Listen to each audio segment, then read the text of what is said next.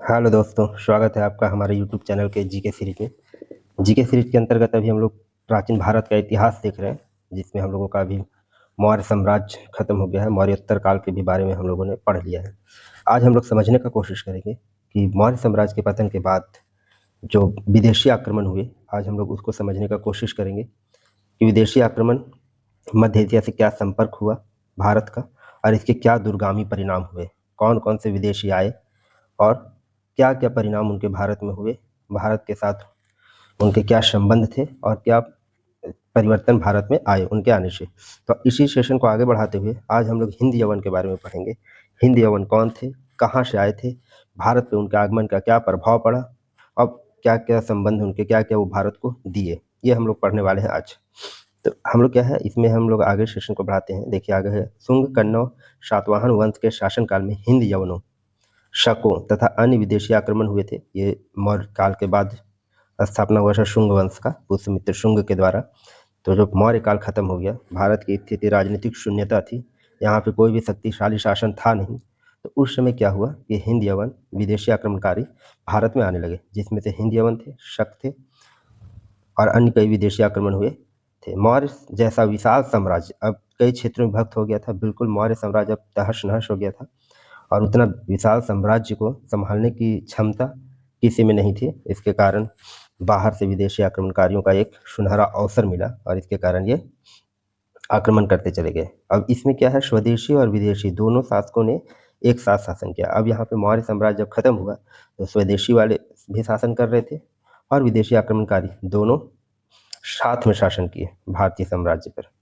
200 ईसा पूर्व के आसपास हिंदू कुश को सबसे पहले पार करने वाले यूनानी थे। क्या हुआ, हिंदू कुश पर्वत, ये कहाँ पे है हिंदू कुश पर्वत? तो ये पर्वत फैला हुआ है आपका अफगानिस्तान वाले एरिया में, अफगानिस्तान पाकिस्तान वाले एरिया में वो पर्वत, उसके पश्चिम भाग में ये हिंदू कुश पर्वत है।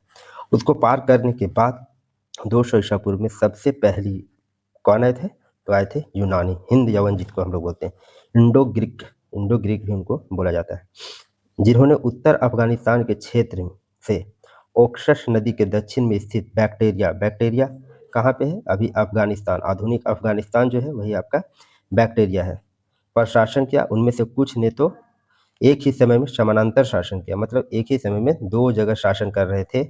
पहला बैक्टेरिया में और दूसरा भारत के अंदर थे, वो मथुरा वाला एरिया में थे। तो ये इधर से आएंगे किधर से? तो वो उधर पाकिस्तान अफगानिस्तान वाले एरिया से इधर आक्रमण अब स्टार्ट होगा। देखिए क्या क्या क्रम है आने का। पहले हिंद यवन आए, फिर शक आए, फिर पल्लव आए और फिर कौन आए? कुषाण। पहले हिंद यवन आए, फिर शक, फिर पल्लव और उसके बाद आए कुषाण। ये हम लोग देख रहे हैं अभी कि हिंद यवन में एक शासक देख रहे हैं। अभी हम लोग ध्यान से समझने का कोशिश करेंगे कि हिंद यवन के कहानी क्या है, वो कैसे आए, एक कहानी के रूप में हम लोग समझने का कोशिश करेंगे। ये हिंद यवन जो है डेमेट्रियस इसका शासक था, जो सियालकोट को राजधानी बनाया था। सियालकोट पाकिस्तान वाले एरिया में है। इसका मूल निवास कहाँ है? बैक्टेरिया अफगानिस्तान है और 190 ईसा पूर्व में ये आया है। दूसरा है शक, इसका जो मेन शासक आया है वो कौन आक्रमण किया भारत पे? तो मौश नाम है उसका। ये नासिक को अपनी राजधानी बनाया है और सीथिया ईरान से आया है, इसको सीथियन भी बोलते हैं शक को। ये 90 ईसा पूर्व में आए हैं। पार्थियाई अब पहला हो गए, इसका नाम है गोंदो फर्निज, जो इसका मेन शासक है, मुख्य शासक गोंदो फर्निज है। बेग्राम को अपनी राजधानी ये बनाया है और ये कहाँ से आया है? तो ईरान से आया है। देखिए शक भी कहाँ से आया है? सीथिया ईरान से। सीथियन, सीथियन बोलते हैं इसको, पार्थियन बोलते हैं पल्लव को। और 1 सदी ईसा पूर्व का अंत जब हो रहा था उस समय ये आए हैं। उसके बाद आया है कुषाण, या इसको यूची तोखरी भी बोलते हैं, जिसका कौन है शासक? कुजुल कोर्फेसिस है। उज्जैनी को अपनी राजधानी बनाया भारत में और ये चीनी तुर्किस्तान था, चीनी तुर्किस्तान का ये रहने वाला है। 15 ईस्वी के आसपास ये आके शासन किया है। कहाँ पर? भारत में। आइए आज हम लोग एक एक करके आज हम लोग हिंद यवन के बारे में समझेंगे। हिंद यवन कैसे आया, कैसे आक्रमण किया, क्या उनके दूरगामी परिणाम हुए, ये समझने का आज हम लोग प्रयास करते हैं। सबसे पहले ये देखिए मैप, यहाँ देखिए साउथ में आपका सातवाहन वंश है, सातवाहन साम्राज्य का राज स्थापना हो गया है। यहाँ शुंग साम्राज्य हो गया है, पहले मगध साम्राज्य हुआ करता था, बहुत बड़ा विशाल भूभाग पे। इधर का देखिए, इधर जितने भी भारतीय राज्य हैं खुद को स्वतंत्र घोषित कर लिए और बाद में यहाँ पे कौन आए हैं? शक आए हैं। सबसे पहले मौर्य साम्राज्य के पतन के बाद ये अपने आप को स्वतंत्र कर लिए और उसके बाद यहाँ पे आए हैं शक। या ये वाला एरिया जो है अफगानिस्तान पाकिस्तान वाला एरिया, देखिए बैक्टीरिया अफगानिस्तान है, भारत यूनानी राज है, पार्थियन या पल्लव का ये राजवंश है। ये सारे एरिया जो है, ये लोग विदेशी आक्रमणकारी आए, वो सबसे ज़्यादा प्रभाव जो डाले हैं वो पश्चिमोत्तर भारत में डाले हैं। मतलब मूल भारत में आगमन तो इनका कुछ समय बाद ही हुआ, और सबसे ज़्यादा जो मूल भारत में प्रभाव पड़ा है वो कुषाण वंश का पड़ा है। लेकिन हिंद यवन जो हम लोग पढ़ने वाले हैं आज, ये क्या हुआ है, तो ये इस एरिया में आए हैं। सबसे पहले बैक्टीरिया में ये अपना शासन कर रहे थे, और बैक्टीरिया के बाद ये भारत मथुरा तक चले जाते हैं। आज हम लोग समझने का कोशिश करते हैं इसी में। देखिए हिंद यवन, एक इसमें क्या क्या पढ़ना है हम लोगों को, हिंद यवन के बारे में पढ़ना है, शक के बारे में पढ़ना है, पल्लव का और पार्थियन, और या फिर कुषाण सम्राट कनिष्क के बारे में पढ़ना है। देखिए ये क्या है, इन विदेशी आक्रमणों के समय 57 से 58 ईसा पूर्व के आसपास उज्जैन उज्जैन का राजा विक्रमादित्य ने शकों के विजय के उपलक्ष्य में विक्रम संवत की शुरुआत की थी। देखिए विक्रम संवत की शुरुआत कब हुई थी, 57 ईसा पूर्व। ये बहुत इंपॉर्टेंट चीज़ है, यहाँ पे हम लोग थोड़ा समझते हैं कब की थी। 57 ईसा पूर्व में विक्रम संवत का शुरुआत किया था। ये कौन किया था, तो उज्जैन का एक राजा था जो शकों को हराया था और विक्रमादित्य की उपाधि धारण किया। शकों को हराने के बाद और उपाधि धारण किया विक्रमादित्य का, इसको शकारी भी बोला जाता है। और तब से ये विक्रमादित्य जो उपाधि है बहुत सारे राजाओं के द्वारा ग्रहण किया गया है। तो इसी के उपलक्ष्य में विक्रम संवत शुरू किया गया। अब विक्रम संवत क्या है कि 57 ईसा पूर्व में विक्रम संवत स्टार्ट किया गया। देखिए विक्रम संवत को हम लोग मानते हैं। तो विक्रम संवत क्या होता है कि जो भी ईस्वी अभी चल रहा है, मान लीजिए अभी 2025 चल रहा है, तो कितना विक्रम संवत अगर चलेगा ये पूछा जाए, तो आप इसमें क्या करेंगे, 57 ईयर्स को ऐड करेंगे। 57 ईयर्स को ऐड करेंगे तब आपको विक्रम संवत, कौन सा विक्रम संवत चल रहा है ये पता चलेगा। ठीक है, जैसे 57 ऐड करते हैं कितना होगा, 7 5 12 हो जाएगा, और 5 7 8 18, मतलब 2082 अभी हम लोग का विक्रम संवत चल रहा है। और शक संवत का शुरुआत कब हुआ है था, तो 78 एडी में। ये कौन करेगा, ये करेगा कनिष्क। 78 एडी में शक संवत का शुरू होता है। तो अगर शक संवत कौन सा चल रहा है, तो 2025 में अभी हम लोग -78 करेंगे तो हम लोगों को शक संवत मिलता है। अगर आप 57 ऐड करेंगे तो विक्रम संवत मिलेगा, अगर 78 माइनस करेंगे तो शक संवत मिलेगा। ये कहानी है विक्रम संवत और शक संवत की। शक संवत जो है हम लोग का राष्ट्रीय पंचांग है। ये किसके द्वारा शुरू किया जाएगा, ये किया जाएगा कनिष्क के द्वारा। कुषाण वंश जब आएंगे सब कनिष्क चालू करेगा शक संवत। अभी हम लोग देखने वाले हैं हिंद यवन के बारे में। तो आइए हिंद यवन को समझने का पूरा कोशिश करते हैं, इनके पीछे इनकी कहानी क्या है। सबसे पहले देखिए हिंद यवन 190 ईसा पूर्व में आया। भारत पर यवनों का प्रथम आक्रमण पुष्यमित्र शुंग के काल में हुआ था। ये पुष्यमित्र शुंग के शासनकाल में पहला आक्रमण हुआ यवनों का। अब इसके पीछे कहानी देखिए, समझिए। हम लोग समझ रहे हैं सेलुकस सिकंदर का सेनापति था, ये हम लोग जान रहे हैं। तो सेलुकस कौन है, याद कीजिए, आप रिमाइंड कीजिए दिमाग में। तो सेलुकस कौन था, तो सिकंदर का सेनापति था, जिसने क्या किया था, चंद्रगुप्त मौर्य के शासनकाल में आक्रमण किया था और उसको चंद्रगुप्त मौर्य ने हराया। और उसके बाद सेलुकस की जो बेटी थी हेलेना, कुछ याद आ रहा है, हेलेना का शादी किससे हो गया, चंद्रगुप्त मौर्य से। बिल्कुल आप कहानी को समझते चलेंगे। हेलेना का शादी हो गया था चंद्रगुप्त मौर्य से, और उसने चंद्रगुप्त, उसी समय मेगास्थनीज हमारा आ गया था इंडिया में पहला राजदूत बनकर, और उसने इंडिका बुक लिखा। ये था सेलुकस के समय की बातें। अब सेलुकस जो था वो सिकंदर का सेनापति था, जिसने उसकी मृत्यु के बाद मध्य एशिया के विस्तृत भाग पर यूनानी साम्राज्य स्थापित किया था।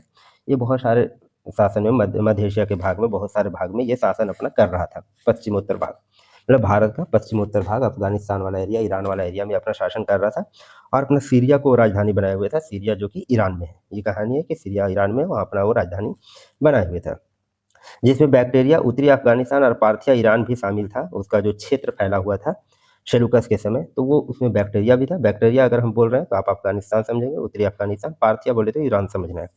वहाँ पे उसका वो क्षेत्र फैला हुआ था बैक्टीरिया तक। अब क्या हुआ, सेलुकस के बाद सेलुकस के बाद सेलुकस द्वितीय आया। सेलुकस द्वितीय के बाद सेलुकस तृतीय आया, जिसको हम लोग एंटियोकस तृतीय भी कहते हैं। सेलुकस का जब मृत्यु हुआ तो उसके बाद सेलुकस द्वितीय, और सेलुकस द्वितीय के बाद सेलुकस तृतीय आया, जो कि सीरिया के राज सिंहासन पर सम्राट के रूप में आरूढ़ हुआ। ये अब सारा सत्ता को देख रहा है। बिल्कुल ध्यान से समझने की कोशिश करेंगे कि मध्य एशिया में क्या हलचल चल रही है। अब जो है एंटियोकस तृतीय वो सिंहासन पर आरूढ़ हुआ है, और वहाँ पे शासन कर रहा है वो सीरिया में। ठीक है, बैठ गया है वहाँ पे, सेलुकस के उत्तराधिकारी के रूप में ये शासन कर रहा है। अब इसमें होता क्या है, और वो यहाँ पे बैक्टीरिया जो इसका क्षेत्र था, बैक्टीरिया क्षेत्र, ये भी इसके अंदर था। पार्थिया ईरान भी उसके अंदर था। तो बैक्टीरिया क्षेत्र का गवर्नर उस समय उसका डियोडोरस था। कौन था, डियोडोरस। डियोडोरस गवर्नर था बैक्टीरिया क्षेत्र का। जो क्या करता है कि खुद को स्वतंत्र घोषित कर देता है। डियोडोरस बोलता है कि हम अब किसी भी तरह से सेल्यूकस तृतीय के अधीन नहीं है, या फिर हम सीरिया राज सिंहासन के उससे अंतर्गत नहीं है, उसके कंट्रोल से बाहर है। ये डियोडोरस ये करता है, खुद को स्वतंत्र घोषित कर दिया।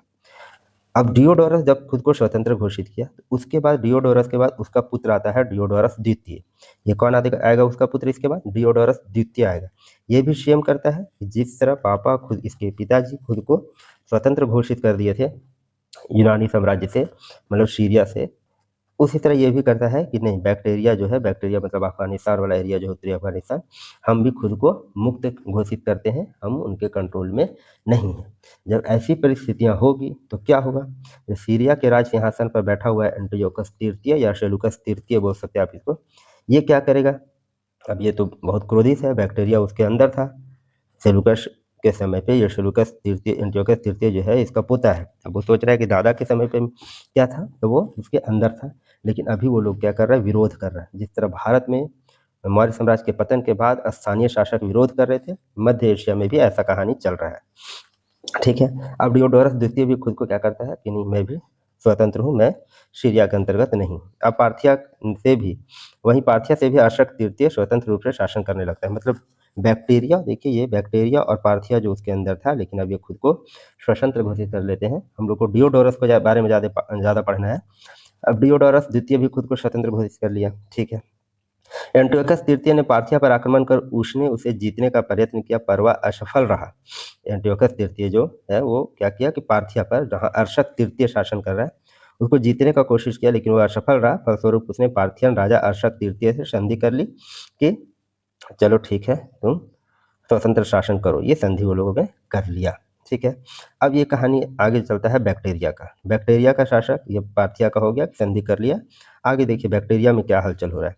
बैक्टीरिया शासक डियोडोरस का उत्तराधिकारी यूथिडेमस हुआ। एक्चुअली में यूथिडेमस जो था वो कौन था? डियोडोरस द्वितीय है। यूथिडेमस जो था, यूथिडेमस है, वो डियोडोरस द्वितीय का सेनापति था। ये कौन था? यूथिडेमस, ये डियोडोरस द्वितीय का सेनापति था। अब ये क्या करता है यूथिडेमस? यूथिडेमस जो है डियोडोरस द्वितीय को मार देता है। अब मारकर खुद बैक्टीरिया पर शासन करने लगता है। तो डियोडोरस द्वितीय तो खुद मुक्त रखा था बैक्टीरिया से, बैक्टीरिया को खुद मुक्त रखा था सीरिया से। तो अब यूथिडेमस आ गया, एक पागल सेनापति है ये। अब ये महाशय करते क्या है, तो ये मार देते हैं डियोडोरस द्वितीय को और शासन करने लगे बैक्टीरिया पर, जिसे सीरियन सम्राट एंटियोकस तृतीय से युद्ध करना पड़ा। ये युद्ध करना पड़ा यूथिडेमस को। यूथिडेमस का एक्चुअली में ये जो है एंटियोकस तृतीय, इसको बहुत मजा आ रहा है, वो सारी चीज़ों को देख रहा है इस समय कि हो क्या रहा है बैक्टीरिया में। तो बैक्टीरिया में हो रहा है कि डियोडोरस वन के बाद डियोडोरस द्वितीय आया, डियोडोरस द्वितीय को उसका सेनापति मार दिया। ये बंदा बहुत खुश है एंटियोकस तृतीय, ये समझ रहा है कि ठीक है, जैसी करनी वैसी भरनी। वो खुद को स्वतंत्र घोषित किया था, ठीक किया, उसका सेनापति उसको मार दिया। तो ये अब यूथिडेमस, अब ये सोच रहा है कि यूथिडेमस को बुलाया अपने दरबार में कि तुम आओ हमसे मिलने। ये बोला एंटियोकस तृतीय, तुम अपने मेरे दरबार में मिलने आओ सीरिया। अब यूथिडेमस ये था थोड़ा बदमाश तरह का आदमी, ये बोलता है कि हम नहीं जाएंगे, और ये भेज देता है अपना पुत्र को।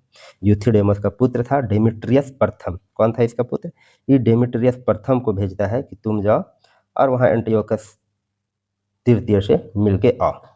वो जो इसका पुत्र था डेमेट्रियस प्रथम, वो जाता है सीरिया के शासक के, सीरिया शासन में, और सीरिया सम्राट के सामने। अब सीरिया सम्राट जो है वो डेमेट्रियस से इतना प्रभावी हो जाता है कि वह उससे समझौता कर लेता है। क्या कर लेता है? समझौता कर लेता है। समझौता के तहत अपनी पुत्री का विवाह, अब ये देखिए क्या कर रहा है, अपनी पुत्री का विवाह सीरियन सम्राट उसे परास्त करने में सफल रहा। ये जो लड़ाई के बारे में बोल रहा है, लड़ाई नहीं हुआ, बाद में संधि हुई। अंत में विवश होकर एंटियोकस ने बैक्टीरिया शासक यूथिडेमस के साथ संधि कर ली। अब ये संधि कर लिया यूथिडेमस के साथ, सहायता मतलब संधि हो गया। उसके बाद बुलाया गया उसको राज दरबार में, वो गया नहीं, मैं नहीं जाऊँगा बोल दिया। और उसके बाद उसका पुत्र गया डेमेट्रियस प्रथम, और डेमेट्रियस प्रथम से प्रभावित होकर जो एंटियोकस तृतीय है, क्या है, एंटियोकस तृतीय जो है वो अपनी पुत्री का विवाह बैक्टेरियन राजा के पुत्र डेमेट्रियस प्रथम से कर दिया। फिर से आप कहानी समझने का कोशिश करिए। सीरिया में हिंद यवन का शासन चल रहा है, बैक्टीरिया भी उसके अंतर्गत है। बैक्टीरिया का गवर्नर डियोडोरस है प्रथम। डियोडोरस प्रथम जो है खुद को क्या कर चुका है, स्वतंत्र घोषित कर चुका है सीरिया से। डियोडोरस द्वितीय आता है, वही काम करता है। डियोडोरस द्वितीय का हत्या कौन कर दिया? यूथिडेमस कर दिया। यूथिडेमस हत्या करने के बाद उसका सेनापति था जो बैक्टीरिया को बिल्कुल स्वतंत्र रखे हुए हैं, और उस समय उसके पुत्र जो है डेमेट्रियस प्रथम, वो जाते हैं सीरिया के दरबार में, सीरिया सम्राट के दरबार में, और वहाँ पे सीरिया सम्राट जो है एंटियोकस तृतीय, या उसको सेलुकस तृतीय बोलिए, वो अपनी पुत्री का विवाह प्रभावित होकर कर दिया, किससे? डेमेट्रियस प्रथम से कर दिया। और यहाँ पे दहेज का सिलसिला होगा, तो दहेज के सिलसिला के रूप में ये बोल दिया कि जाओ तुम स्वतंत्र शासन करो, बैक्टीरिया में कोई हस्तक्षेप मेरा नहीं होगा। ये कहानी यहाँ तक हो गया। अब डेमेट्रियस प्रथम आ गया 190 से 60 ईसा 160 ईसा में। यूथिडेमस की मृत्यु के बाद उसका पुत्र जो था डेमेट्रियस प्रथम ने राज्य विस्तार की प्रक्रिया जारी रखी और सर्वप्रथम भारत पर आक्रमण किया। एक्चुअली में हो क्या रहा है, अब यहाँ पे स्थिति क्या हुआ, यहाँ पे बैक्टीरिया में यूथिडेमस की मृत्यु हो गया, डेमेट्रियस प्रथम शासन कर रहा है। अब शासन कर रहा है, और वहाँ पे भी सेलुकस एंटियोकस तृतीय की मृत्यु हो चुकी है सीरिया में, और उसके जगह पर आ गया है सेलुकस चतुर्थ। सेलुकस चतुर्थ अब वहाँ पे सीरिया के राज सिंहासन पर आ गया है। अब सेलुकस चतुर्थ जो है वो कौन है, तो वो है डेमेट्रियस प्रथम का साला, और डेमेट्रियस प्रथम है उसका जीजा, जो बैक्टीरिया पे शासन कर रहा है। अब यहाँ पे हो जाता है कि वो जो है अब चाहता है कि नहीं, बैक्टीरिया जो है मेरे अंडर रहे, मेरे अंडर काम करे। ये कौन चाह रहा है? सेलुकस चतुर्थ, जो सीरिया के राज सिंहासन पर बैठा हुआ है। अब इसके लिए वो एक सेनापति भेजता है जिसका नाम है यूक्रेटाइट्स, जिसका नाम है यूक्रेटाइट्स। यूक्रेटाइट्स नामक सेनापति वो भेजता है बैक्टीरिया, बैक्टीरिया भेजता है कि जा जीजा को बोलो कि मान गया तो ठीक है, नहीं तो युद्ध होगा। अब इसका सेनापति जो है वो जाता है डेमेट्रियस प्रथम को, मतलब बैक्टीरिया चला जाता है उसको कंट्रोल करने। अब बैक्टीरिया चला जाता है कंट्रोल करने, तो डेमेट्रियस प्रथम जो है उसको ये समझ जाता है कि इतना बड़ा केंद्रीय शक्ति से लड़ पाना भी संभव नहीं है, तो ये जो है क्या करता है, ये भारत की तरफ आगे बढ़ जाता है। ये वहाँ बैक्टीरिया से छोड़ के अब निकलता है वो भारत की तरफ। यूक्रेटाइड्स उसके पीछे पीछे बैक्टीरिया आ रहा है, और ये जो है निकल जा रहा है भारत की तरफ, और इसी तरह वो भारत पर सबसे पहला आक्रमण कर देता है। वो सोचता है कि जो इधर हम लड़ने जाएंगे इससे अच्छा भारत हम जाते हैं, क्योंकि भारत में उसको भी पता था कि भारत में अभी कोई भी शक्तिशाली शक्ति नहीं है। भारत पर पहला बार आक्रमण करने वाला हिंदी एवं शासक डेमेट्रियस था। इस तरह भारत पर आक्रमण किया। उसने एक बड़ी सेना के साथ लगभग 183 ईसा पूर्व में हिंदू कुश को पार कर पंजाब और सिंध पर अधिकार कर लिया। अब वो वहां से डर के भागा, उसके पीछे पीछे यूक्रेटाइड्स आ रहा है, वो वहां से भाग रहा है, और ये कहाँ पे आ गया, सिंध और पंजाब पर अधिकार कर लिया। इस प्रकार डेमेट्रियस ने पश्चिमोत्तर भारत में इंडो यूनानी सत्ता की स्थापना की, और इसने शाकल, जिसका आधुनिक नाम सियालकोट है, पाकिस्तान में है, उसको अपना राजधानी बनाया शाकल को, और वहाँ पे वो शासन करने लगा। वहाँ से अब यहाँ पे क्या है, यूक्रेटाइड्स के पीछे आया है और पूरा बैक्टीरिया पे कब्जा कर लिया है। अब वो यूक्रेटाइड्स जो उसका सेनापति है सेलुकस चतुर्थ का, वो बोला है सेलुकस चतुर्थ की जाओ जीजा, उसका भागा चल रहा है आगे आगे, यूक्रेटाइड्स उसके पीछे पीछे जा रहा है, वो बैक्टीरिया पर शासन कर लिया और ये पहुंच गया है भारत, पश्चिमोत्तर भारत। डेमेट्रियस ने भारतीय राजाओं की उपाधियां धारण कर यूनानी तथा खरोष्ठी लिपि पे सिक्के बनाए। अब यहाँ पे क्या कर रहा है, ये भारतीय राजाओं की उपाधि धारण कर रहा है, ताकि भारतीय जनमानस से इसका एक संबंध स्थापित हो सके, ताकि जनमानस से एक संबंध स्थापित हो सके, लोगों को लगे कि हाँ ये भारतीय राजा ही है। तो जो भी भारतीय राजाओं की उपाधि होती है, राजा, महाराज, धीराज, विक्रमादित्य, ये धारण करता है। डेमेट्रियस के भारतीय अभियान की जानकारी पतंजलि के गार्गी संहिता और कालिदास का मालविकाग्नियम मित्र से भी प्राप्त होता है। मतलब डेमेट्रियस जो भारतीय अभियान किया है, ये गार्गी संहिता एक बहुत ही महत्वपूर्ण पुस्तक है जो पतंजलि के द्वारा लिखी गई है, और मालविकाग्नियम मित्र जो कालिदास के द्वारा लिखी गई, इससे हम लोगों को पता चलता है। कलिंग के शासक हैं खारवेल, उड़ीसा से संबंधित। कलिंग कब हुआ था, कलिंग युद्ध याद करें 261 ईसा पूर्व में हुआ था। तो कलिंग के शासक हैं खारवेल, एक वो भी हाथी गुम्फा शिलालेख में डेमेट्रियस के आक्रमण का उल्लेख करते हैं कि डेमेट्रियस ने कैसे आक्रमण किया। भारत में यवन राजाओं में सबसे महत्वपूर्ण राजा था डेमेट्रियस द्वितीय, अपोलोडोटस द्वितीय और मिनांडर। ये क्या थे, मिनांडर, तो इसको तो बिल्कुल याद रखना है। मिनांडर जो थे वो यवन का, हिंद यवन का महत्वपूर्ण राजा था। डेमेट्रियस द्वितीय, अपोलोडोटस और मिनांडर। डेमेट्रियस प्रथम कहाँ से आया, समझ में आ रहा है आप लोगों को? वो आक्रमण कर चुका है, अब यहाँ पे अपना साम्राज्य बना लिया पंजाब सिंध वाला क्षेत्र में। डेमेट्रियस द्वितीय ने एक विस्तृत प्रदेश पर राज किया, जिसमें सिंधु, डेल्टा, सौराष्ट्र, कच्छ शामिल है। उनके सिक्कों पर खरोष्ठी लिपि, महरजस, अपर, अपडिहतश, दिम्नेदियस लेख अंकित है। दिम्नेदियस, डेमेट्रियस, यही सब लेख अंकित है। देखिए ये लोग जो सिक्का जारी किया है उसमें क्या करता था, अपना नाम लिख देता था, अपना नाम और ईस्वी लिखा हुआ होता था। इससे हम लोगों को क्या हुआ कि भारतीय इतिहास को समझने में बहुत आसानी हुई। ये सिक्कों पर ये अपना नाम वगैरह लिखते थे। अब देखिए ये आ चुका है अपना, यहाँ सियालकोट को राजधानी बना के अपना शासन कर रहा है। अब ये यूक्रेटाइड्स जो है वो अभी तक भी क्या कर रहा है, बैक्टीरिया पहुंच गया, बैक्टीरिया प्रशासन कर रहा है, और उसको अभी भी सेलूकस चतुर्थ बोल रहा है कि जीजा को पकड़ो, जीजा को पकड़ो। तो वो अब क्या करेगा, वो वहां से भी आगे बढ़ेगा, बढ़ेगा किसके पीछे पीछे, डेमेट्रियस के पीछे पीछे। अब वो आता है तक्षशिला तक, तक्षशिला तक आता है, जो किसके अंडर था, डेमेट्रियस के प्रथम के अंतर्गत। तक्षशिला पर वो अधिकार कर लेता है, और वहां से जो अभी मेरा डेमेट्रियस प्रथम है वो फिर और आगे भागेगा, डेमेट्रियस प्रथम और आगे भागता है, और वो भाग कर आधुनिक मथुरा तक आ जाता है। अब वो क्या कर रहा है कि यूक्रेटाइड्स जो है, अब यहाँ दो शाखा स्टार्ट हो गया, एक आ गया है यूक्रेटाइड्स आ गया है आपके तक्षशिला तक, और दूसरा ये भागते भागते सेलूकस चतुर्थ का जो जीजा है वो भागते भागते पहुंच गया है मथुरा तक। मतलब झेलम नदी से मथुरा तक का एरिया में कब्जा कौन कर चुका है अभी तक, तो डेमेट्रियस प्रथम। ये कहाँ तक कब्जा कर चुका है, तो झेलम नदी से कब्जा कर चुका है मथुरा तक। झेलम से मथुरा तक का कब्जा किसमें है, ये है यहाँ पे आ गया है, ये भाग भाग के डेमेट्रियस प्रथम, डेमेट्रियस प्रथम। और यूक्रेटाइड्स जो है, यूक्रेटाइड्स कहाँ पे है, यूक्रेटाइड्स अभी तक्षशिला वाला एरिया में है, तक्षशिला वाला एरिया में यूक्रेटाइड्स है। ठीक है, ये कहानी आप लोगों को समझ में आ रही है। तक्षशिला वाला एरिया में कौन है, तो यूक्रेटाइड्स, यहाँ पे ये शासन कर रहा है। चलिए आगे हम लोग स्टार्ट करते हैं। अब देखिए, अब यहाँ पे जो डिमिट्रियस प्रथम है उसका सबसे महत्वपूर्ण शासक होता है मिनांडर, जिसको बोलते हैं हम लोग। और इससे संबंधित एक पुस्तक भी लिखा गया है, मिलिंद पन्हु। ये पहला ये इंडो ग्रीक शासक था, मतलब हिंद यवन पहला शासक था जो बौद्ध धर्म को अपना लिया था। सबसे प्रसिद्ध यवन शासक मिनांडर था, जो बौद्ध साहित्य में मिलिंद के नाम से प्रसिद्ध हुआ है। डेमेट्रियस के कुल का था। किसके कुल का था ये, डेमेट्रियस के कुल। दो कुल यहाँ पे हिंद यवन का हुआ है, एक हुआ यूक्रेटाइड्स और एक हुआ डेमेट्रियस का। मिनांडर वो प्रथम यवन शासक था जिसने क्या किया, बौद्ध धर्म को अपनाया। और इसके सिक्के पर क्या क्या बना है, तो धर्म चक्र का चिन्ह बना है, हाथी का चिन्ह बना है, और धमिकस शब्द लिखा हुआ है। मिनांडर, मिनांडर उसके राज्य की सीमा बैक्टेरिया, पंजाब, हिमाचल और जम्मू से मथुरा तक था। देखिए ये कहाँ तक आ गया है, मथुरा तक आ गया है। ये मथुरा तक पहुंच गया है। वो डेमेट्रियस प्रथम ही भाग भाग के मथुरा पहुंचा, और राजधानी अभी भी सियालकोट को रखा हुआ है, जो कि पाकिस्तान वाला एरिया। मिलिंद पन्हु एक बहुत ही महत्वपूर्ण बुक है, जिसमें मिनांडर जो है, बौद्ध भिक्षु है एक नागसेन, उससे प्रश्न करता है, अपने वाद विवाद होता है दोनों के बीच, मिनांडर और नागसेन के बीच। और मिनांडर उससे प्रभावित हो जाता है, और फिर वो क्या करता है, बौद्ध धर्म को अपना लेता है। तो ये एक मिलिंद पन्हु क्या है, बहुत ही महत्वपूर्ण बुक है। ये किससे संबंधित है, तो मिनांडर और नागसेन के प्रश्न। देखिए क्या है, मध्य संपन्न वाद विवाद की जानकारी मिलती है। बौद्ध भिक्षु नागसेन से ही वो प्रभावित होता है और बौद्ध धर्म को स्वीकार करता है। ये कहानी हम लोगों को समझ में आ रही है। महायान बौद्ध ग्रंथ है ये, मिलिंद पन्हु की रचना पाली भाषा में की गई, बहुत इंपॉर्टेंट है, याद रखेंगे, बहुत बार एग्जाम में पूछा जा चुका है। हाल ही में कौसंबी इलाहाबाद के पास रेह नामक स्थान से प्राप्त एक अभिलेख में मिनांडर का स्पष्ट उल्लेख है। मतलब कौसंबी इलाहाबाद तक भी उसका प्रभाव था, वहाँ पे मिनांडर का स्पष्ट उल्लेख मिला हम लोगों को। यही वो साधन है जिससे हम लोगों को इतिहास को समझ पाते हैं। मिनांडर की मृत्यु के बाद इसका पुत्र आता है स्ट्रेटो, जो क्या था, अल्पवयस्क था। ये अल्पवयस्क था। अब ये जो है, इस अल्पवयस्क होने के कारण इसकी जो मम्मी थी, इसका नाम था एक थोलकिया। इसका नाम क्या था, एक थोलकिया। एक थोलकिया नाम था इसकी मम्मी का, एक थोलकिया।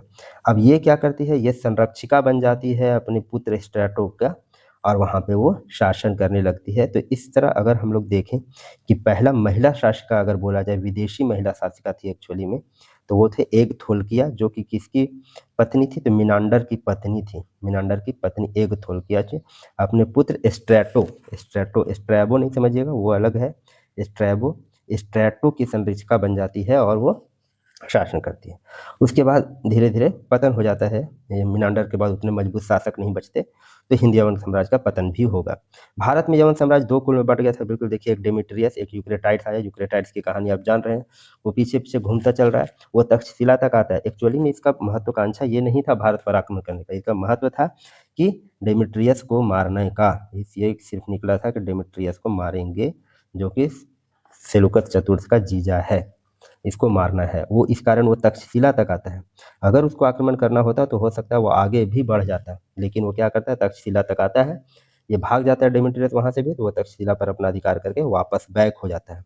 और बैक्टीरिया बैक होने के बाद बैक्टीरिया को स्वतंत्र घोषित फिर से कर देता है कि हम आपके अंडर नहीं है, वो सीरिया के अंडर वो भी नहीं रहता। ठीक है, डेमेट्रियस से मिनांडर हुआ। डेमेट्रियस से देखिए मिनांडर हुआ, जबकि यूक्रेटाइड्स से हेलियोक्लिस, ये दो शासन बने। एक देखिए डेमेट्रियस वंश है, ये राजधानी अपना शाकल, झेलम से मथुरा भाग चुका है।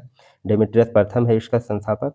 ये मिनांडर महत्वपूर्ण है, स्ट्रेटो प्रथम आता है लास्ट में, ये हम लोग समझ रहे हैं। यूक्रेटाइड्स वंश देखिए राजधानी तक्षशिला, पीछे पीछे तक्षशिला तक आया ढूंढने, उसको नहीं मिला, भाग गया था, तक्षशिला को अपनी राजधानी बनाया। क्षेत्र कहाँ है तो झेलम नदी से बैक्टीरिया अफगानिस्तान वाला क्षेत्र में ये अपना शासन कर रहा है।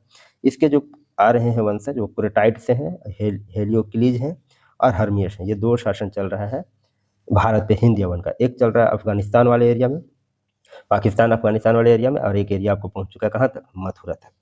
देखिए यूक्रेटाइड जिस समय डेमेट्रियस मिनांडर भारत विजय में लगा था, हाँ तो ये सब तो आगे था, इधर आगे भाग गया था और बैक्टीरिया में उनके विरुद्ध विद्रोह हो गया। ये यूक्रेटाइड सेनापति था, सेलुकस चतुर्थ का, वो आया और अपना क्या किया, यूक्रेटाइड नामक एक सेनापति ने बैक्टीरिया के राज सिंहासन पर अपना अधिकार कर लिया, ये हम लोग देख लिए। यूक्रेटाइड ने उत्तर पश्चिम भारत के कुछ प्रदेशों को जीत लिया, उन्हें तक्षशिला को अपनी राजधानी बना लिया और वहाँ शासन करने लगा। अब डेमेट्रियस और मिनांडर का बैक्टीरिया से कोई संबंध, डेमेट्रियस और मिनांडर तो वहाँ से भाग चुका है, डेमेट्रियस, मिनांडर से उसके बाद आया, बैक्टीरिया से उसका कोई संबंध नहीं रहा, वो अपना जान बचा के वहाँ से भागा, नहीं रह गया। वे उत्तर पश्चिम भारत में ही दो स्वतंत्र राजाओं का समान शासन करने लगे और इस वंश का एंटियाक्लिड्स ने अपने दूत हेलियोडोरस को, इस वंश का यूक्रेटाइड्स वंश का एंटियाक्लिड्स जो है, एंटियाक्लिड्स अपना दूत हेलियोडोरस को भेजा था। ये सातवाहन वंश के दरबार में, भागभद्र के दरबार में भेजा था, और जिसके में हम लोग पढ़े थे कि बेस नगर अभिलेख के बारे में पढ़े थे। हेलियोडोरस, जब हम लोग मौर्योत्तर काल के बारे में पढ़ रहे थे तो हेलियोडोरस के यही पढ़े थे, यही हेलियोडोरस है जो राजदूत के रूप में आया था सातवाहन वंश में, किसके, काशीपुत्र भागभद्र के शासनकाल में सातवाहन वंश का था, ने क्या किया था तो बेश नगर में गरुड़ ध्वज की स्थापना किया और स्वयं को भागवत कहता था, इसमें वैष्णव धर्म का था। यूक्रेटाइड्स वंश का अंतिम शासक रहा हर्मियस। ये दो वंश आप समझ गए, यूक्रेटाइड्स और डेमेट्रियस कौन कौन थे, हिंद यवन कहाँ से आए, कैसे आए, क्या इनके पीछे की कहानी थी, इसका संबंधित तथ्य देख लेते हैं। अब इन लोगों का आने से कुछ प्रभाव भी पड़ा भारत, क्या क्या प्रभाव पड़ा, तो सबसे इम्पोर्टेंट तो है कि यहाँ पे आपके कला का एक अलग मिश्रित रूप आया जिसको गंधार कला बोलते हैं। गंधार कला, ये हम लोग अभी देखें गंधार कला क्या होता है। गंधार कला होता है कि जिसमें यूनानी और भारतीय दोनों कला शामिल थी, यूनानी और भारतीय मतलब मथुरा, यूनानी और मथुरा कला दोनों शामिल थी, उसको हम लोग हेलेनिस्टिक आर्ट बोलते हैं या फिर गंधार कला। ये गंधार कला यूनानियों की सबसे बड़ी देन ये भारत को है, गंधार कला। ये आप बिल्कुल अच्छे से याद रखेंगे, गंधार कला बहुत बार एग्जाम में पूछा जाता है, तो आपको गंधार कला बिल्कुल समझ में आ गया होगा। सर्वप्रथम इंडो ग्रीक शासकों ने लेख वाले सिक्के, अर्थात भारत में इंडो यूनानी शासक पहले ऐसे शासक थे जिनके आधार पर कहा जा सकता है कि किस शासक द्वारा जारी किया गया सिक्का। ये लोग सिक्का जो जारी किया उसमें अपना अपना नाम लिखा दिया, इससे इतिहास समझने में बहुत फायदा होने लगा। इससे आगे भी वंशजों को, जितने राजवंश थे उनको आइडिया मिला कि नहीं ठीक है, ये सिक्का वगैरह अपना नाम वगैरह लिखा देते थे। भारत में सबसे पहले हिंद यूनानियों ने ही सोने के सिक्के जारी किए। देखिए बहुत इंपॉर्टेंट है, अगर ये क्वेश्चन पूछा जाए कि सोने के सिक्के सर्वप्रथम किसने जारी किए तो हिंद यूनानी। शुद्ध सोने के सिक्के किसने जारी किए, शुद्ध सोने के सिक्के तो ये कुषाण वंश, कनिष्क।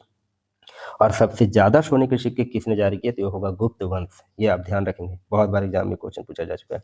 सबसे पहले सोने के सिक्के जारी करने का श्रेय भी जाता है हिंद यूनानी को, ये सबसे पहले सोने के सिक्के जारी किए। शुद्ध सोने के सिक्के जारी करने का श्रेय जाता है किसको, तो शुद्ध सोने का सिक्के जारी करने का श्रेय जाता है कुषाण वंश को। और सबसे ज्यादा बहुत बृहत लेवल में तो वो हो जाएगा गुप्त वंश। भारत में सर्वप्रथम स्वर्ण सिक्के चलाने का श्रेय यूनानियों को जाता है, जबकि व्यापक पैमाने पर, थोड़ा ज्यादा पैमाने पर चलाने वाला कुषाण शासक था, विम कडफेसिस था। कुषाण वंश हम लोग आगे पढ़ेंगे, तब हम लोग पढ़ेंगे।